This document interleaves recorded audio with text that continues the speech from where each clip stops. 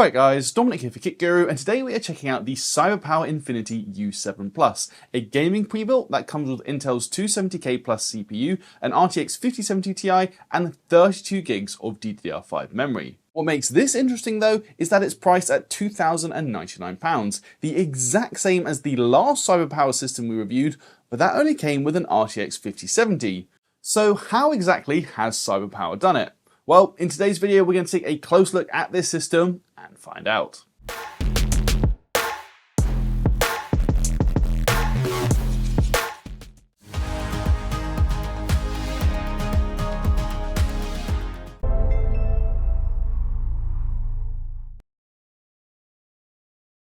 Kicking off this video then with just a little bit of context, that last CyberPower system I referenced in my introduction is the Infinity Ultra 7 RTX, which I only reviewed in May and found it to be a very capable system for 1440p gaming, but it did have a couple of cons, one being the 12GB frame buffer on the RTX 5070, which felt a little bit stingy at the £2,099 asking price, and the other was the fact that it comes with a 2TB Gen 5 SSD, which I argued could be overkill for most gamers and you'd be better off with something like a Gen 4 drive to save you that extra cost. Well, CyberPower obviously saw that video and have addressed both of our criticisms with the Infinity U7 Plus we are reviewing today.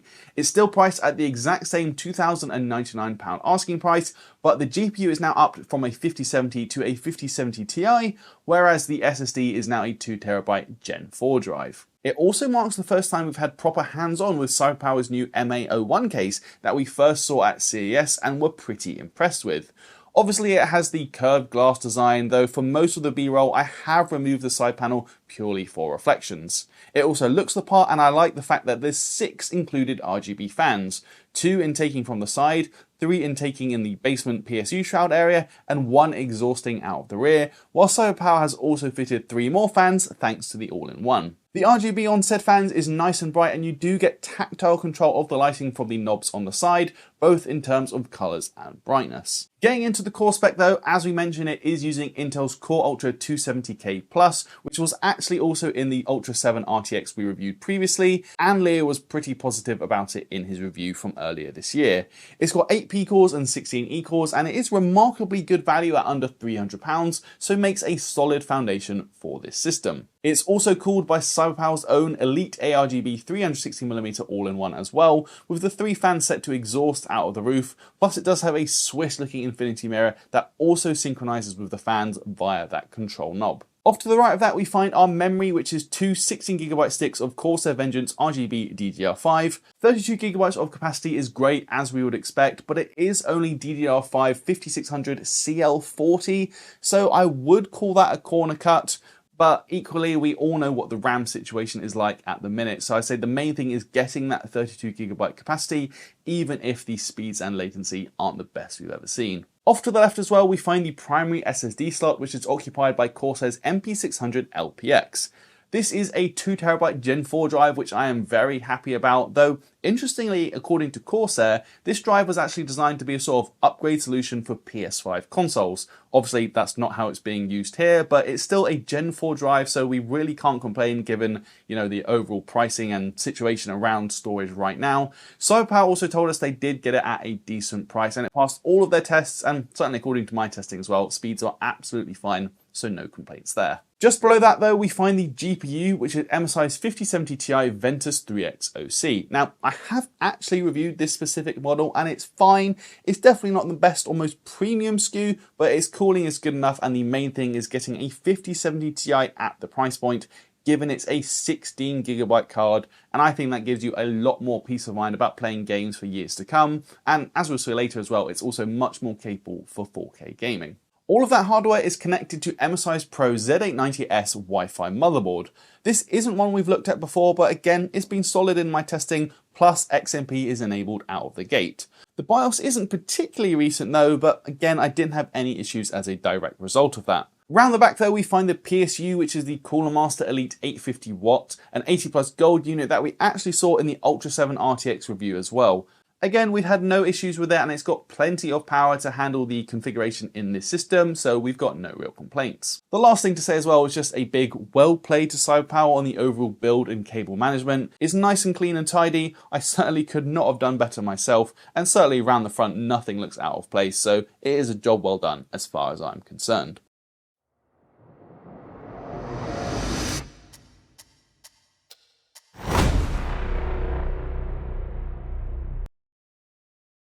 That is it though for our look at the system itself, and now we're going to move on to testing. The first thing I always like to establish is the different CPU and GPU behavior. Here we're going to start with the 270K Plus and see what it does after running Cinebench for 30 minutes. What we can see here is the P cores hitting 5.3 GHz, while the E cores were a little bit slower at 4.7 GHz.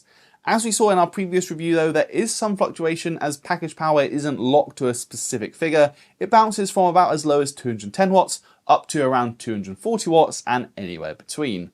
Thermals were very solid though, peaking at 83 degrees and typically sitting in the high 70s. Interestingly though, P-core clocks were actually slightly higher when gaming, hitting up to 5.4 GHz, though package power is much lower at around 100 to 110 watts as we'd expect. And that also means the CPU ran significantly cooler, peaking at just 66 degrees in this Cyberpunk test.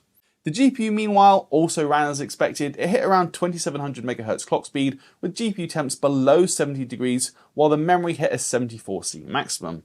Power was very steady at around 270 watts, so again that's nothing out of the ordinary for a 5070 Ti. Noise levels as well are absolutely fine. I would say it's not silent when idling, but equally it doesn't get much louder when you launch into a game. But here's a quick sound test so you can hear for yourself.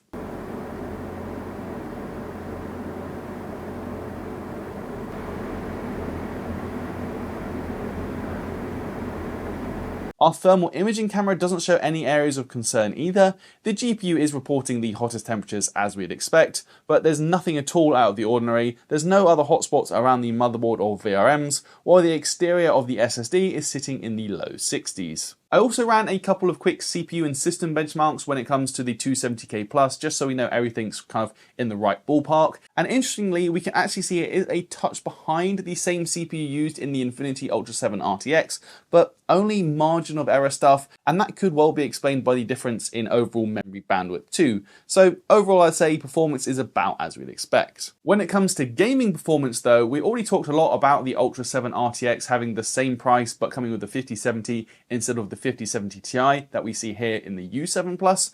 So I figured why not put both systems head to head and see exactly how much extra performance you are getting by opting for the U7 Plus and its 5070 Ti. To do that, those comparison videos are going to focus on 1440p purely as that's what I recorded for the original Ultra 7 RTX review. However, I am also going to take a look at 4K gaming on the U7 Plus towards the end of this section. We'll kick things off then with Cyberpunk 2077, and this is running RT Ultra settings with DLSS quality mode enabled. Both systems do run pretty well, but it's the U7 Plus that is coming in a good 20 or so FPS faster than the Ultra 7 RTX, as it's often in the mid 80 FPS region, and that works out as a circa 30% performance improvement, which is pretty handy. And we've also not even touched frame gen if you want to use that to get some extra frames delivered to your eyeballs. It's a very similar story in Doom the Dark Ages as well. We're using the Ultra preset plus DLSS quality, and both systems are very smooth overall. But of course, it is the U7 Plus taking the lead thanks to its RTX 5070 Ti,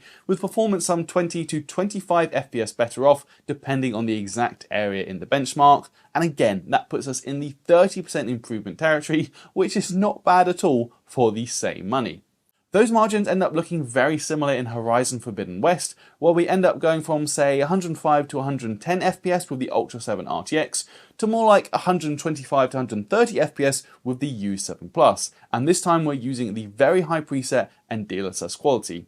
That means there is clearly scope for 4K gaming as well, but more on that shortly.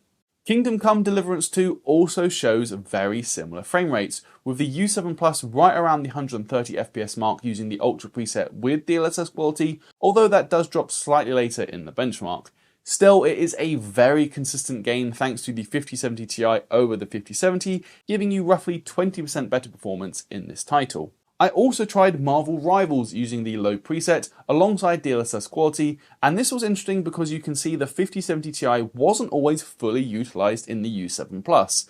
Still, it came out faster than the Ultra 7 RTX, often by 30 to 40 FPS or more, which is a similar percentage to the other games we have seen today, and with frame rates around 200 FPS, you really can't complain too much. Lastly then, we do come to Starfield, and there's no surprises here. The frame rates overall are a little lower, but we can see a tidy upgrade in terms of overall performance with the U7 Plus, typically in the 30% range, but as ever, there are fluctuations depending on the exact area in the benchmark. Once again though, considering that both systems cost the exact same amount, this is great to see from the U7 Plus. As mentioned though, the 5070 Ti is also a capable 4K card, so I wanted to try out and see what sort of frame rates the system can deliver at this resolution. Granted, you may need to drop down to DLSS balanced or performance modes, but it still looks fantastic here in Forza Horizon 6, running absolutely maxed out, including ray tracing, and the frame rates are very steady in the low 70s. That's also without using any multi-frame generation, I might add. I did, however, try using FrameGen in Cyberpunk though, only MFG 2x, so that's one extra frame added in, and it saw FPS hit around the 120 FPS zone, when you'd likely be looking at between 60 and 70 without MFG. Obviously, everyone has their own preference when it comes to FrameGen, but I guess this does at least go to show what is on offer if you do want to boost frame rates at 4K resolution, which is of course no easy task for any GPU. You don't always need FrameGen though, and in more performant titles like Doom: The Dark Ages, even 4K is handled pretty well, where we saw frame rates around the 80 to 90 FPS zone, dropping slightly once all the NPCs appeared on screen, but that is still plenty playable to me, and you can add MFG on top of course if that is your preference. Kingdom Come Deliverance 2 even lets you get away with DLSS balance mode at 4K, we're still using ultra settings. This time again we're in the 80 FPS zone, which I think is very playable for a game like this, but of course DLSS performance is still an option if you want increased performance without opting for FrameGen. All told then, overall game performance is pretty much exactly what we'd expect from a system that has an RTX 5070 Ti. As I mentioned earlier in the video, I do rate this GPU. I think it's probably one of the better Blackwell cards, and the fact that it has 16GB definitely gives you more peace of mind for enabling technologies like ray tracing and DLSS frame generation down the line. Plus, it is a more capable 4K card than a 5070. So the fact CyberPower is able to give us this GPU at the same price as the Ultra 7 RTX, which only had a 5070, well, it's a definite win. Coming on to the end of the video though, as ever, we do need to talk about value, as to me, the £2,099 asking price looks like a very good deal. That's based on the fact that speccing up as close a system as possible on PC Part Picker gave me a DIY price of over £2,200 at the time of filming, not even including a Windows license, which obviously CyberPower is including. So the fact that CyberPower is going to build this system for you, they'll even ship it out same day if you order by 2 PM, and for less money than you could build it yourself, I think really tells you everything you need to know. And that's not even to mention that it does include their standard warranty, which includes 5 years labour, 2 years parts, and 12 months collect and return. Clearly, the U7 Plus is a big improvement on the Infinity Ultra 7 RTX we reviewed in May for the same price, all thanks to the 5070 Ti instead of the vanilla 5070, while it's been impeccably built, and my first impressions of the new MA01 case are very positive. The only real con I can think of here comes down to the memory. The fact that it's a DDR5 5600 CL40 kit means that neither overall speeds or latency are particularly impressive. But again, as I said earlier, I do think we kind of need to put this in the context of the current RAM-pocalypse, as some people have been calling it, and the fact that it does have 32GB is of course the main thing. Other than that though, I am very happy with the CyberPower Infinity U7 Plus and would be more than content to use it as my own personal gaming system going forward. But if there are any other changes you guys would make, do let me know down in the comments. That is where I'm going to leave this video though guys, so if you liked it, please do toss me a thumbs up, and as I just said, let me know your thoughts down in the comments below. Please do subscribe if you haven't already, and be sure to ding that notification bell so you don't miss when we upload a new video.